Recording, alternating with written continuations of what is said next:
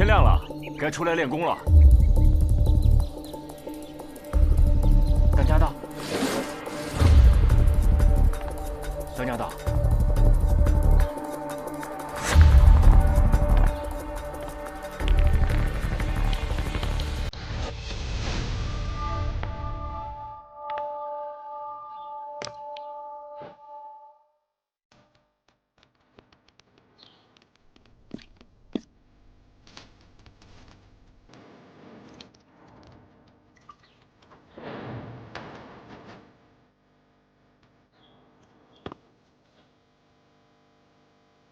当家的，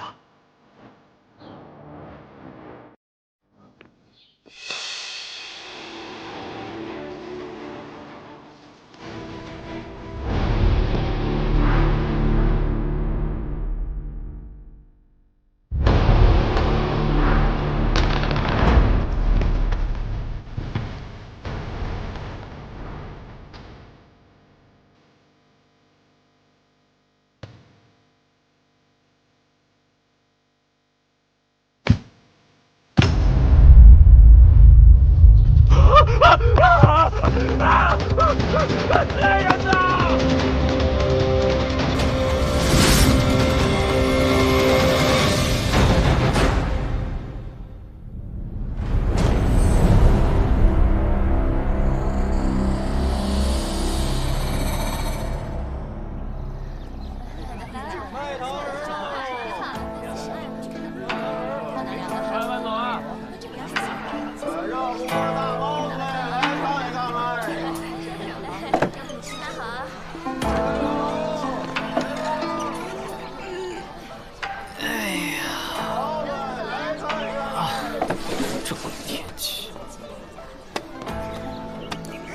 大早上的丧这个脸，谁欠你钱了？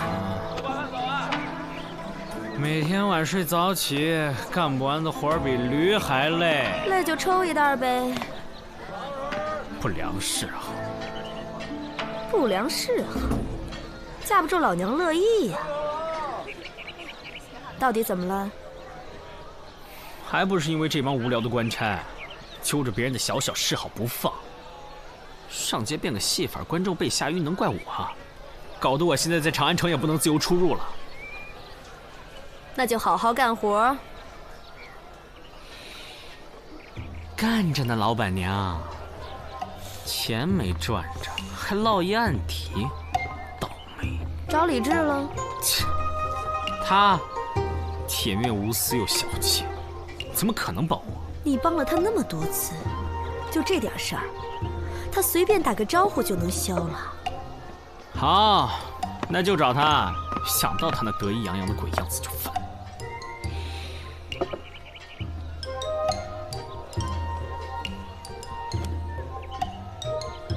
吸烟有害健康。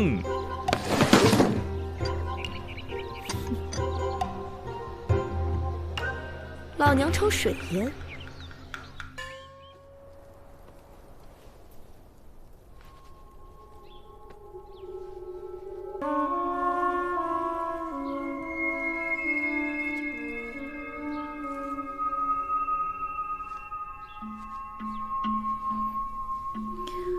尸体冰冷，皮肤苍白，轻微水肿，肌肉收缩，尸斑浅淡，口鼻部熏样泡沫。没错，可以确认这个武士是溺死的。溺死？你看，尸体的手掌和脚部出现肿胀，但无擦伤，死前没有剧烈挣扎，有意思。 能够确定他具体的死亡时间吗？根据尸斑判断，死亡时间应该是在午夜的子时到丑时。可是我从来没有看到过有人可以凭空溺死，这一点就很奇怪了。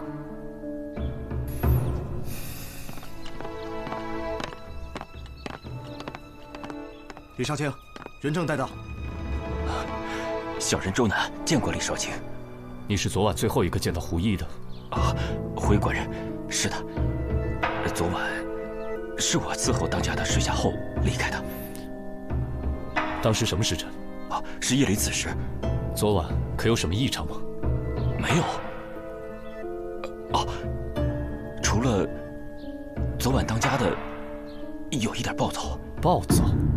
对，其实这几日当家的都有一些暴躁，也不知道是谁得罪了他。后来早上也是你发现了尸体？哦，是的，当家的要我每天早上喊他起来练功，大家一起练。平时我在门外一喊他，他就会应一声。可是今天我喊了很久都没有应我，所以我就推门进来了。我才发现他被淹死在床上了。你怎么知道他是淹死的？他那个样子还不明显吗？我从小在河边长大的，服饰也见过不少，就是他这个样子的。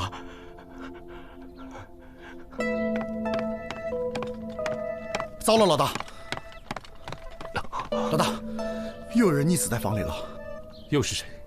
是一个修鞋匠，他老婆回了娘家，结果今天早上回来的时候，发现她丈夫已经死在床上了，而且民间有个传言，什么？说这是龙王之怒，因为今年长安城里有人对龙王不敬，所以……什么乱七八糟的？老大，你有所不知啊，这自古就有八水绕长安这一说。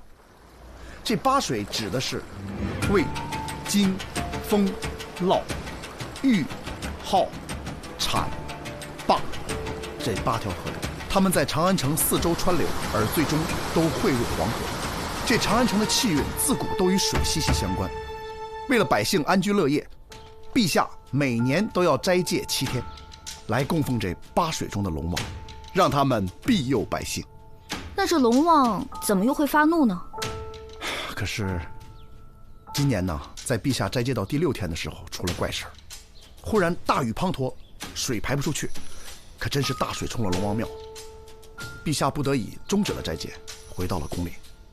后来民间就开始有传闻，说有2位龙王没有被供奉到，怕是要迁怒了百姓。三炮，怎么总是口无遮拦？老大，那现在我们该怎么办啊？我和双叶在这里继续看看有什么线索。你让萨摩和紫苏和你一起去鞋匠家。是。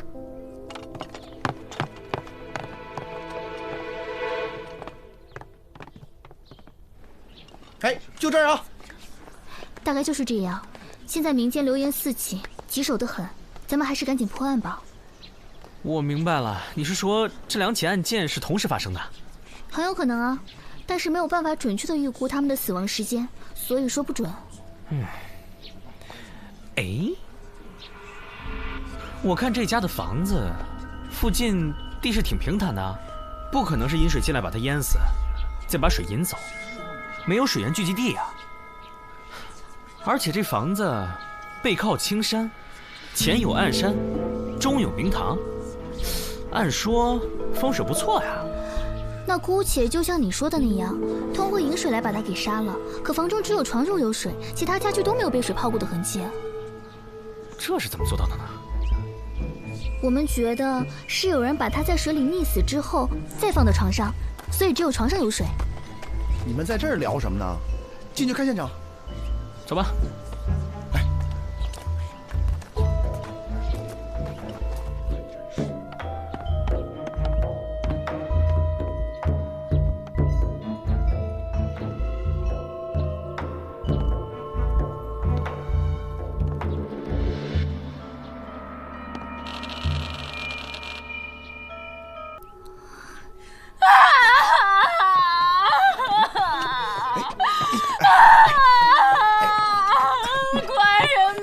这死者的娘子，快安慰一下，快！像狗死的人啊！大嫂，有话好好说啊！怎么了？都是他得罪了龙王，才遭此祸事啊！他怎么得罪龙王了？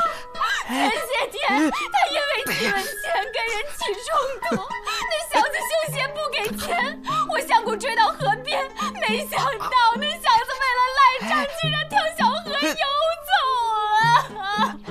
我想过气不过，那龙王淹死我相公！你太草率了！为其拯救供奉哪吒三太子，今天明天将为你报仇雪恨。那你有看清楚那个跳河的小子是谁吗？不清楚啊！听说他是武行的人。武行会不会和那个胡毅有什么关系啊？就是胡毅的小跟班，我听人说过。胡毅。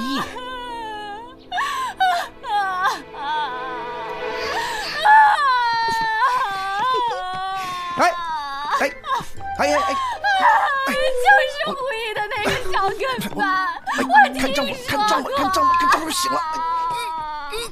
哦。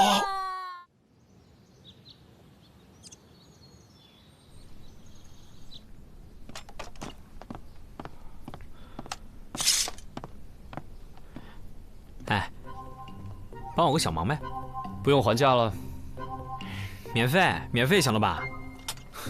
说吧。我呢，之前在长安呢，有一点小小的错误。非法演出啊？哎，你说那官府非得抓着我不放，那么较真儿，搞得我都不能自由出入长安，所以案子破了，我帮你摆平。一言为定。嗯，那我们说说吧，你之前见过那个跟班吗？见过，他一直跟随胡毅学武，晚上就住在胡府。哦，那当天晚上他也住在胡府吗？对，是他伺候胡毅睡下的。早上呢，胡毅的尸体也是他发现的。要真是他，这一个晚上两边跑，也不嫌累吗？所以这个人呐，还得信命。命当如此，想逃你都逃不了啊！可我听说胡大当家之前请大师打过卦，还请了护身符随身带着，合着这都白请了。何止呀！你们知道胡毅为什么叫胡毅吗？为什么呀？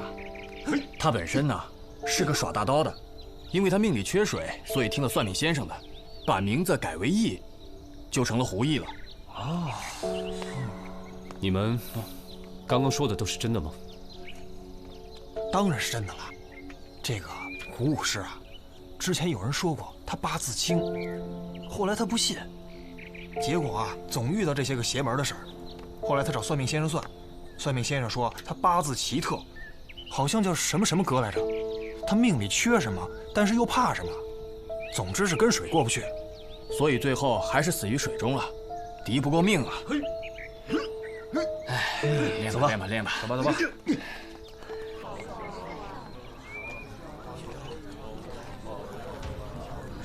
哎，他们在干嘛呢？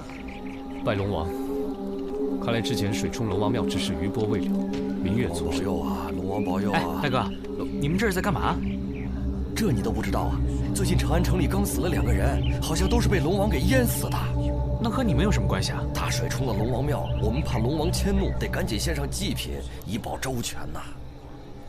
什么人在做这些事？哎，这么大的祭拜仪式都是长安城那些大富人家出钱安排的，反正我们这些小老百姓就跟着做就好了。哎，快，跟我们一起拜拜。不用了，不用了。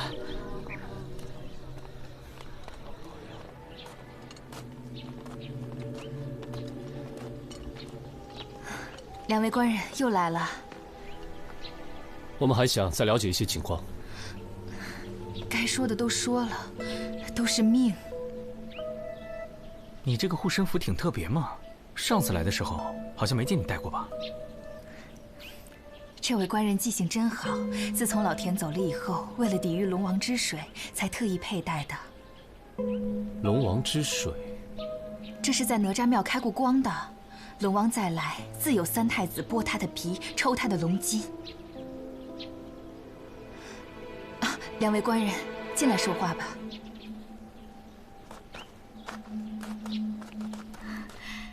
快请进，快请进。哟，你们家这，哇塞，多了这么多好玩意儿啊！这是长安城的妇人送来的，跟我非亲非故，真是大善人呐。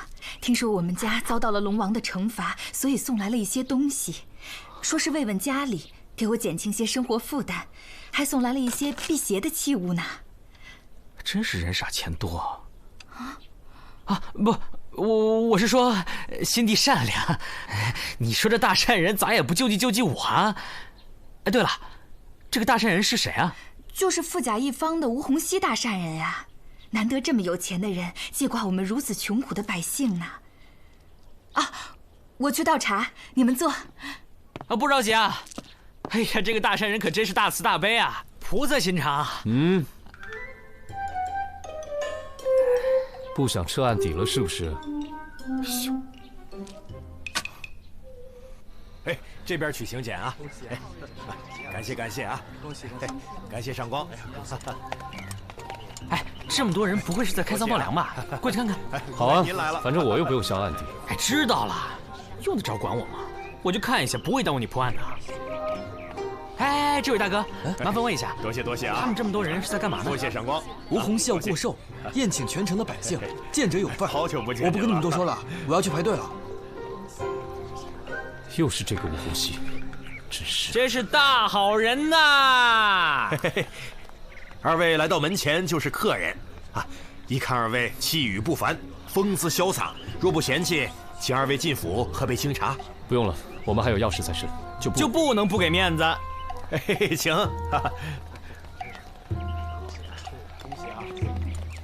正所谓呢，山管人丁，水管财。吴洪熙是个生意人啊，所以你看，他庭院里四周都是水，且抱门而出。如今呢，这活水被阻拦了，变成了死水，所以说这财呢就出不去也进不来，只能困于这死水当中，财气尽断。你看池水都变黑了，想必呢是近日的传闻。吴洪熙怕这么大的池子容易招来水的祸事，所以把这活水都给阻断了。吴洪熙还信这些？不懂了吧？现在这有钱人呐，都相信什么财运呐、风水啊什么的。哎，你看像我，穷光蛋一个，我哪还有心思顾及那些啊？不过，我原来一到没钱的时候啊，就专门到这些有钱人家去看风水，给他们随便摆摆布局什么的，就能很赚一大笔。反正他们钱多了也没出事。二位贵宾久等了，请在此贵宾名册上留下您的姓名，明日送到。他叫李志，哎，到时候一起来啊。不来，区区商贾，他也配？哼，没事，别在意啊，他那人就那样。我叫萨摩多罗，萨摩多罗，千万别写错了啊。放心吧，明日一早送到凡社。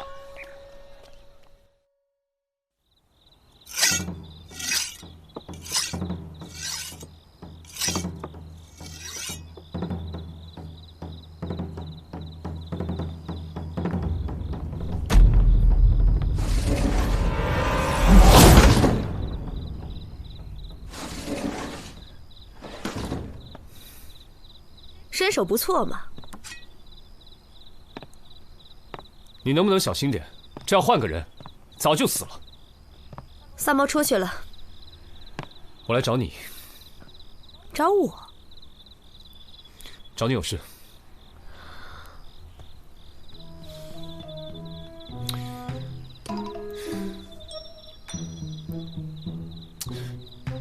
这个案子，萨摩说免费。他说免，我可没说免。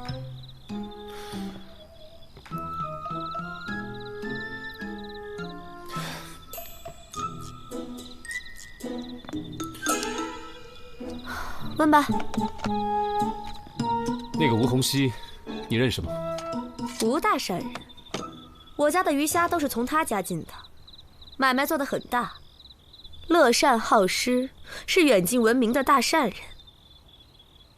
怎么了？那他跟江湖上的人有什么来往吗？买卖做得大，没点江湖上的朋友，容易遭劫呀。当年有河道劫渔船，他雇了武师，大干了几仗，算在江湖上小有名气。知道了。等等，怎么了？萨摩的案底，放心吧，包我身上。我希望你不要笑。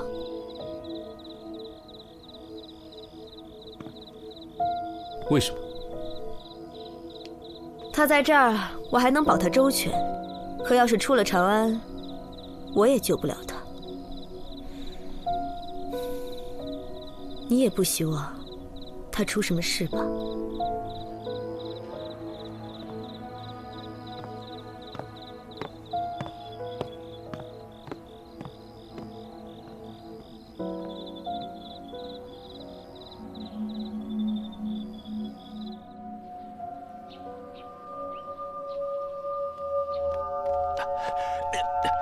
官人，官人，哎，官人，我可什么都没做呀！官人，我住嘴！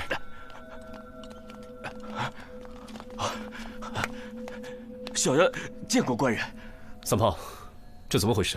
老大，是这样的，他们说西郊山顶上有龙，我正要去看一看。我刚一出城门，就看见他在城墙边上烧纸，面前摆着一碗米饭，然后神神叨叨的，嘴里说着什么不要怪我赶紧安息吧之类的话。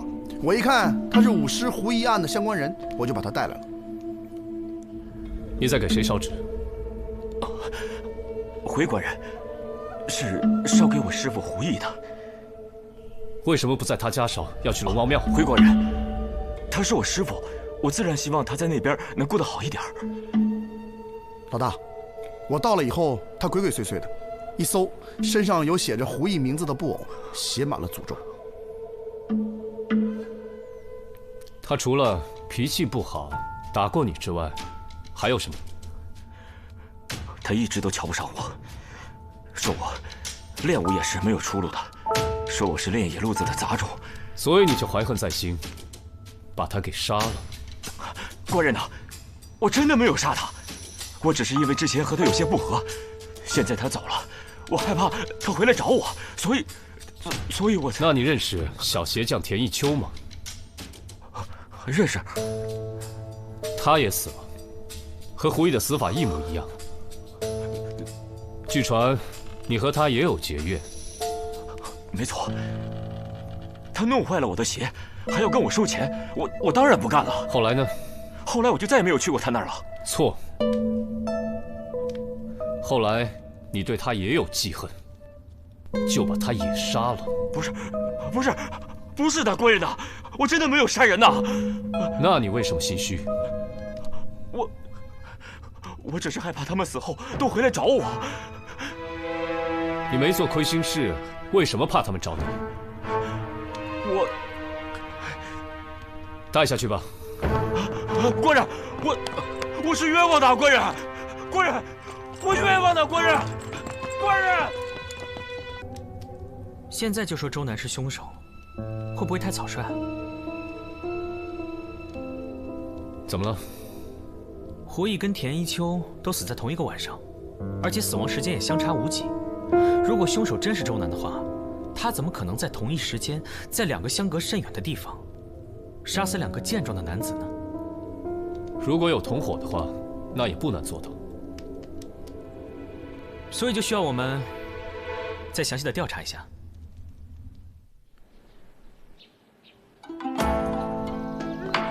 我回来啦！你先下去吧。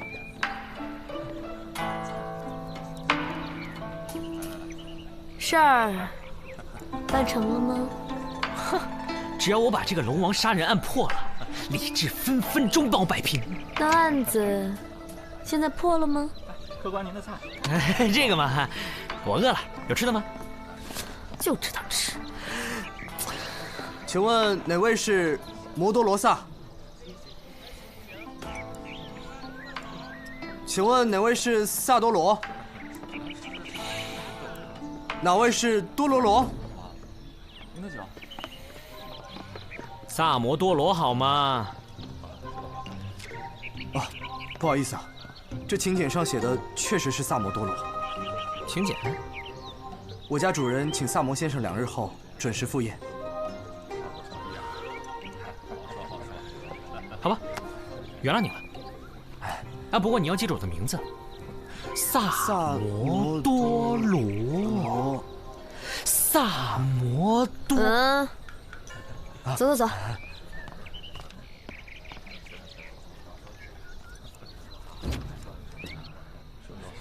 您收好。公子，里面请。请。里面请。请。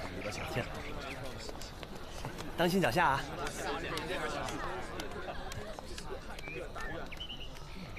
您请。你往这儿走。哎，你们这儿的风水很特别啊！啊，主人请风水先生过来看过，说是财要旺就得这样摆，这样的话吴府的财运才会源源不断。哼。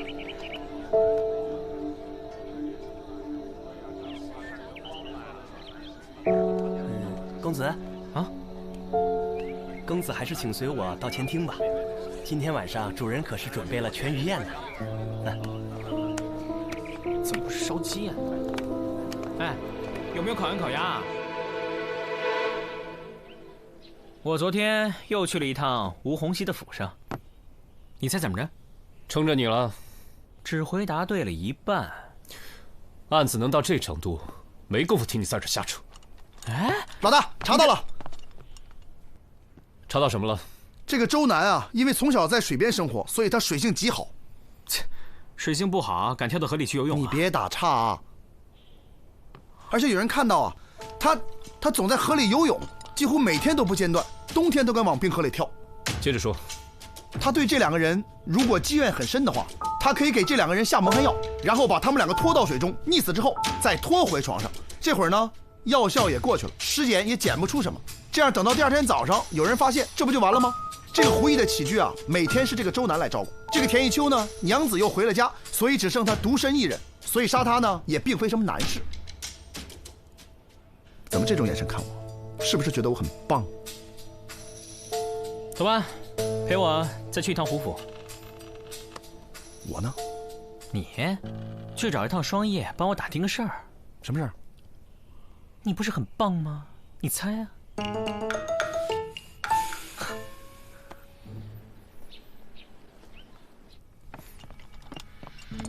你还记不记得当时现场的情形？大致记得。当时是不是水积满他的被褥，连床边的地上也有水？没错。那除了床边，其他的地方都完全没有水渍。你当日没有来，怎么记得这么清楚？因为鞋匠田一秋家的状况也是一样的。死者应该不是被杀死之后又带回现场。如果那样的话，这个地面上跟床上应该都差不多会有水渍，又怎么会当你们赶到现场时，床上水渍未干，而地上一点水渍都没有？而且，这被褥湿的程度，也不是一个人身上能带回来的水吧？那会不会是凶手故意在床上弄了很多水？没那么复杂。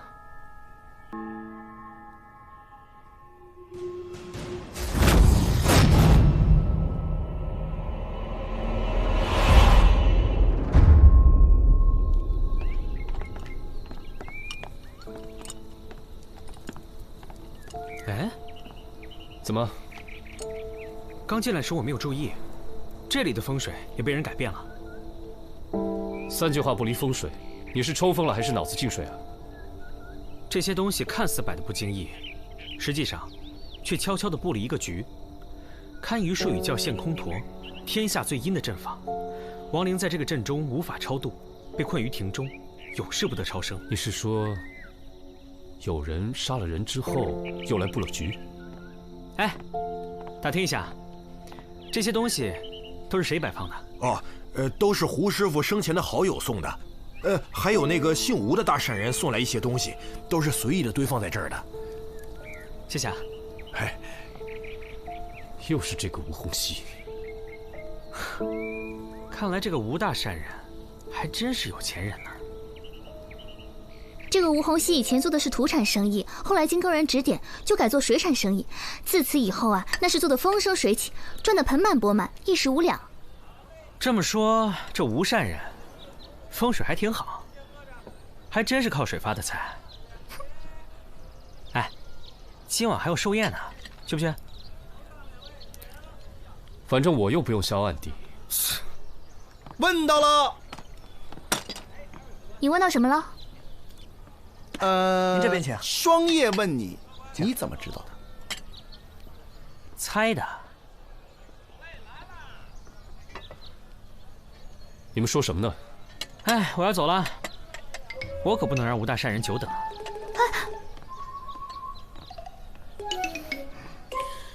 哎，说什么呢？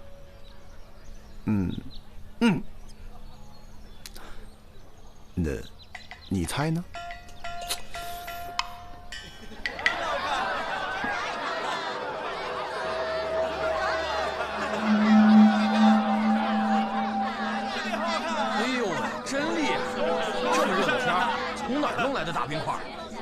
不是吗？大人，大户人家真会享受，这季节的冰块比黄金还贵呢。哎呀，杨大人，走，往那边看看。恭喜恭喜！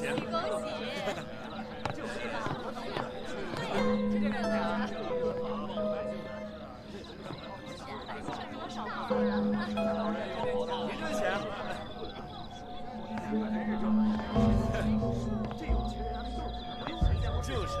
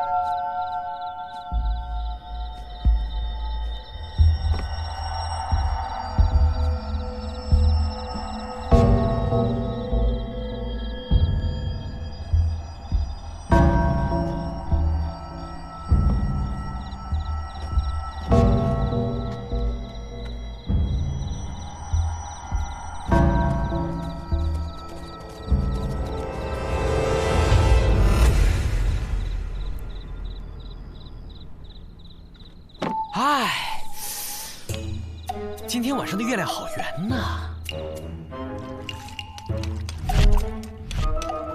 哎，我是客人，你们就这么对待客人啊？来人呐！救命啊！有僵尸啊！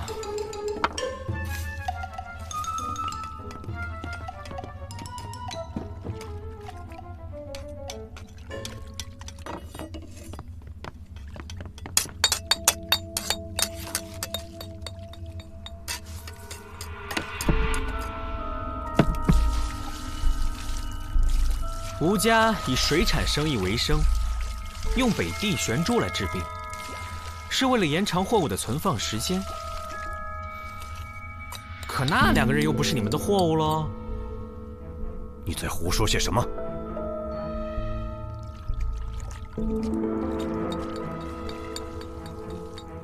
所以，所谓的龙王之怒只是个幌子。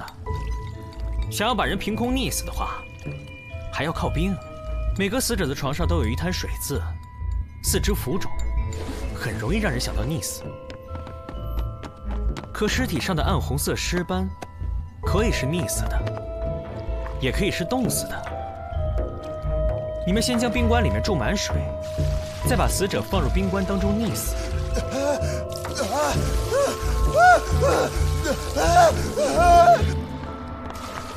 然后你们就离开了。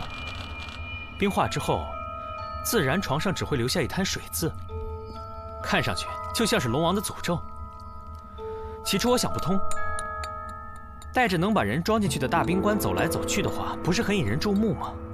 可是如果是冰板就不同了，你们只需要把冰板带到死者的家中，然后在连接的地方倒上冰水，冰板很快就可以组装成一个大冰柜。再加上死者都是一个人在家中，很难有人发现你们的踪迹哦。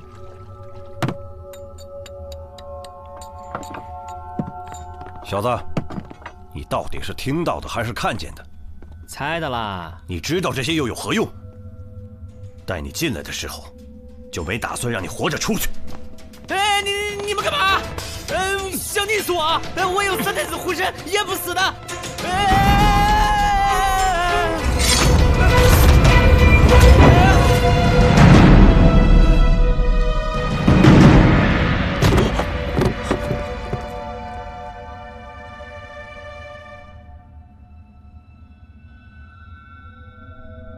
哎，干嘛装模作样耍那个帅啊？还不快来救我啊！命都要没了，话还那么多。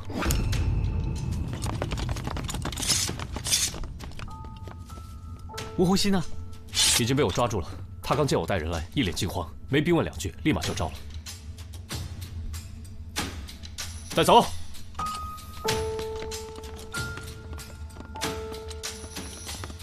哼。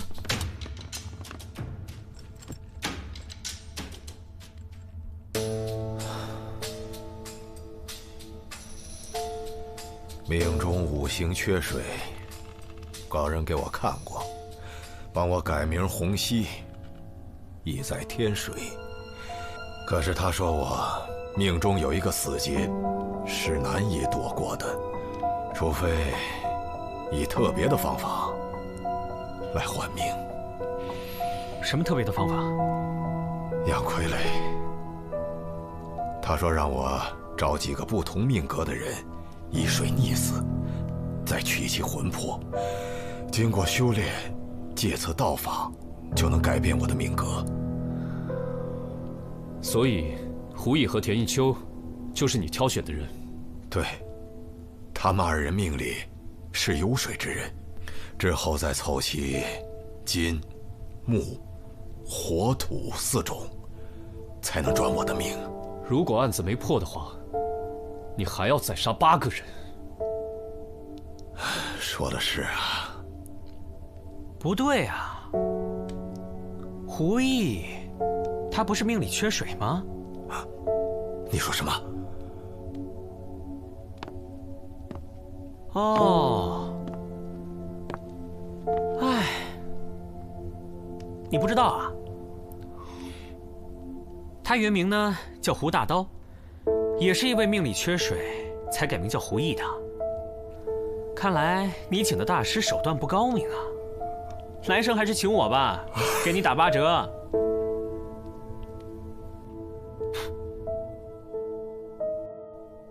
你上次说哪几个东西是局啊？这个，那边那假山，还有那个东西，还有门口那棵老槐树。三炮，是。你怎么会突然想到来破坏这个阵法？那些死者，总不能让他们的亡灵一直困于此地吧？你还相信这些啊？你是抽风了还是脑子进水啊？好好说话。等会儿，之前说好的案子破了，那我早就给你解决了。好，算我欠你个人情。2个。哎，不是说好了破案免费抵掉1个了吗？你行不行，抠门哥啊？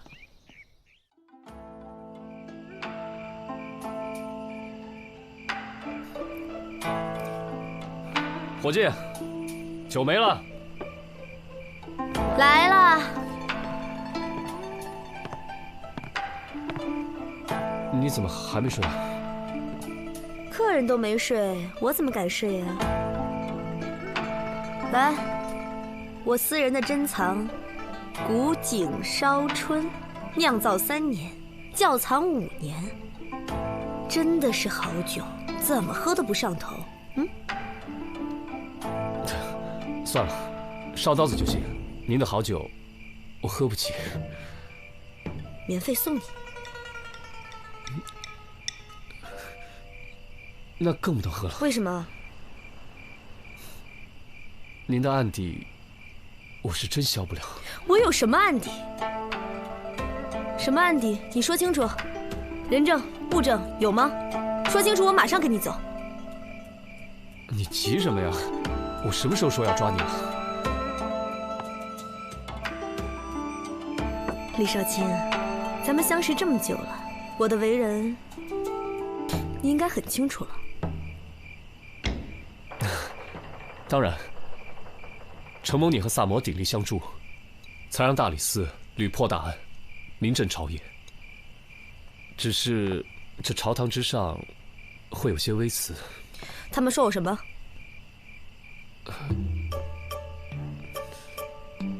他们说我们俩有什么？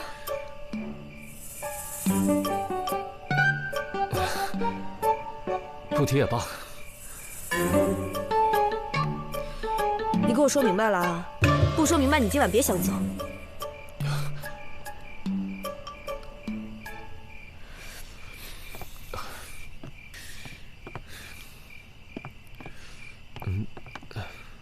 说咱俩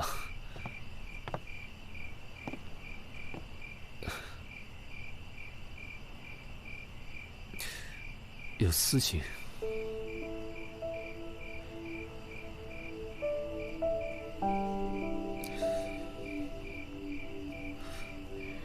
那咱俩有吗？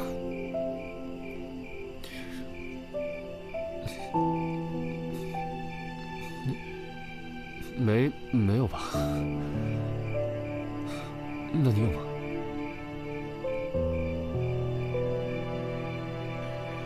当然没有了，谁会喜欢你这么个木鱼脑袋呀？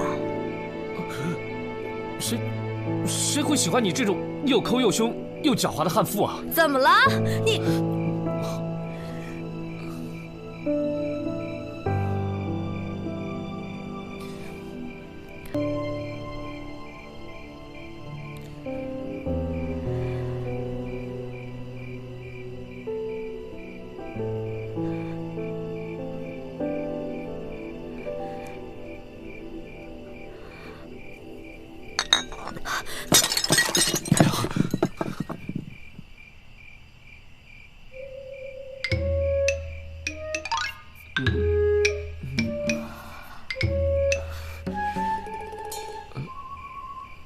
你这个你碰到的，不，那个我下月领了薪水，我一定会还。